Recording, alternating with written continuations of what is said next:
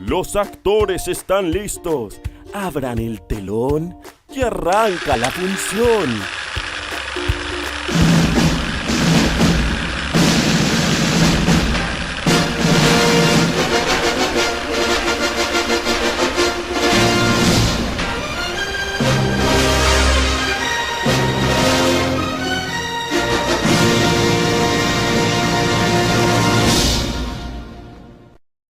El drama es un género literario que se basa en la representación de conflictos humanos que tienden a su resolución. Cuando esta es positiva, nos encontramos ante una comedia.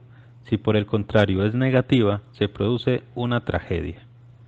El texto dramático se divide en estructura interna y estructura externa. La estructura interna es la manera de distribuir las ideas o sucesos en una narración.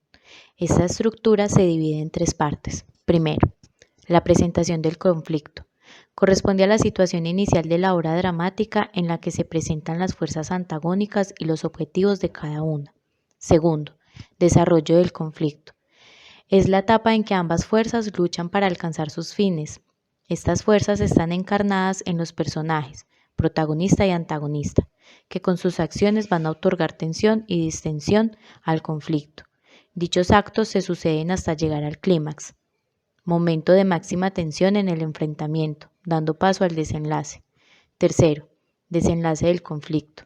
En esta instancia dramática se da a conocer la solución del conflicto, la desaparición o la derrota de una de las fuerzas, dándose por finalizado el conflicto. En algunas obras el desenlace es abrupto y en otras se da paulatinamente con la disminución gradual de una de las fuerzas. Elementos o recursos del teatro.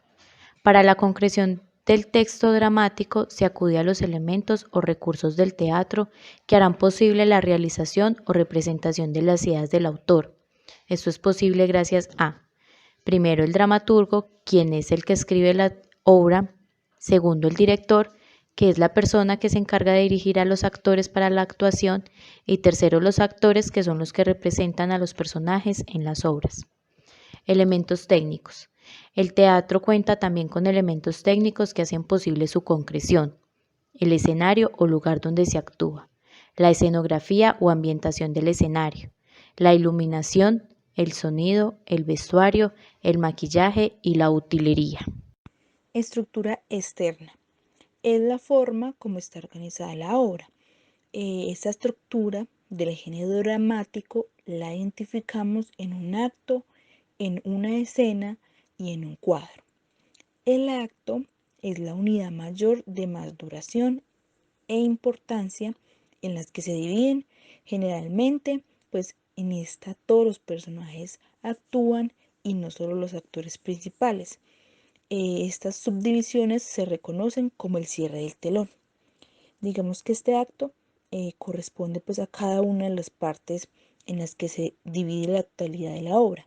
Generalmente, cada uno desarrolla un aspecto del conflicto configurando la trama de manera gradual.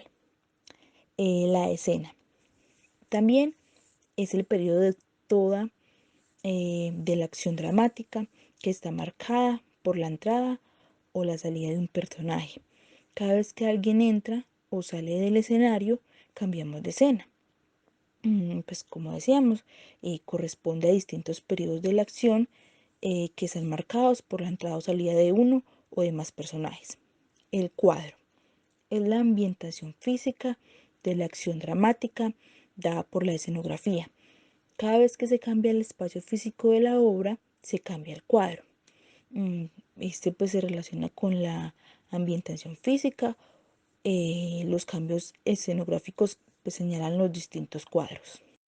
Otras subdivisiones del género dramático en su estructura externa son la acotación. Esta corresponde a las indicaciones que da el dramaturgo para dirigir a los actores, como la forma de moverse, su tono de voz, las salidas o entradas, el vestuario, entre otras. Y los cambios de escenarios. Estas son las descripciones de cada cuadro. Generalmente aparecen entre paréntesis y con una letra diferente a la utilizada en el resto del texto.